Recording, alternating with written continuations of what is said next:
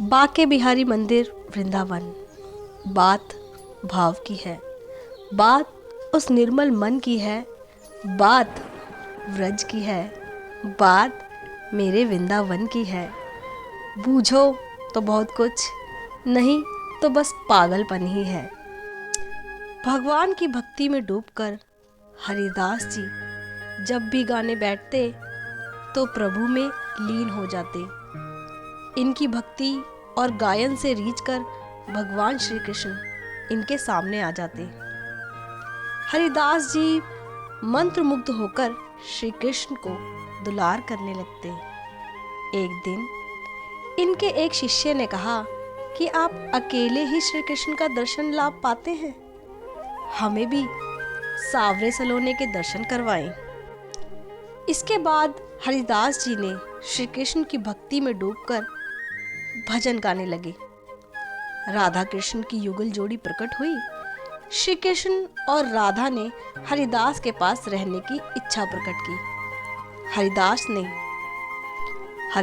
जी ने कृष्ण से कहा, प्रभु मैं तो संत हूँ, आपको लंगोट पहना दूंगा, लेकिन माता को नित्य आभूषण कहाँ से लाके दूंगा।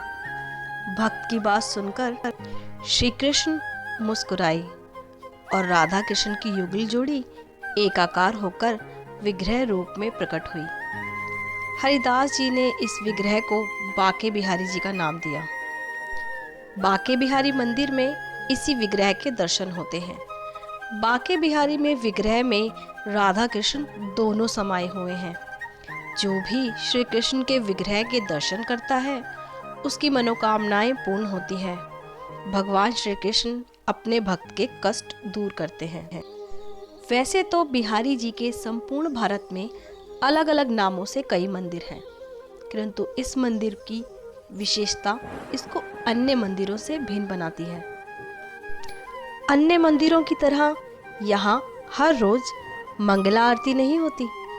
कहते हैं कि यहाँ निधिवन में हर रात्रि रास लीला के बाद कृष्ण और राधा विश्राम करते हैं और सुबह सुबह आरती करने से इनकी निद्रा भंग होती है।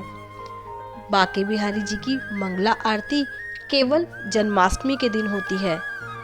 इसी प्रकार शरद पूर्णिमा के दिन ही श्री बाके बिहारी जी को बंसरी पकड़ाई जाती है। केवल श्रवण तीज के दिन ठाकुर जी को झूले में बिठाते हैं और उनके चरण के दर्शन भी अक्षय तृतीया के दिन ही होते हैं। इन दिनों में ठाकुर जी के दर्शन के लिए बड़ी संख्या में लोग उमड़ते हैं। मंदिर में भगवान कृष्ण की पूजा के तहत उनका विधिवत श्रृंगार किया जाता है और उन्हें भोग में मक्खन, मिश्री, केसर, चंदन और गुलाब जल चढ़ाया जाता है। मान्यता है कि बाके बिहारी जी की छवि लगातार देखने से श्री कृष्ण उनके साथ ही चल पड़ते हैं। इसलिए मंदिर में उनकी मूर्ति के आगे एक पर्दा लगा है जो हर 2 मिनट में हिलता है ताकि कोई भी बाके बिहारी को एकटक ना देख सके। उनकी मूर्ति में इतना आकर्षण है कि लोग उन्हें देखते ही उनकी ओर खींचे चले जाते हैं। साथ ही उनकी आंखों से आंसू बहने लगते हैं। अगर आपको बाके बिहारी मंदिर की ये स्टोरी अच्छी लगी हो तो इसे ज़रूर शेयर करें और वृंदावन के अन्य मंदिरों की कहानी सुनना चाहते हो तो कमेंट बॉक्स में कमेंट करें।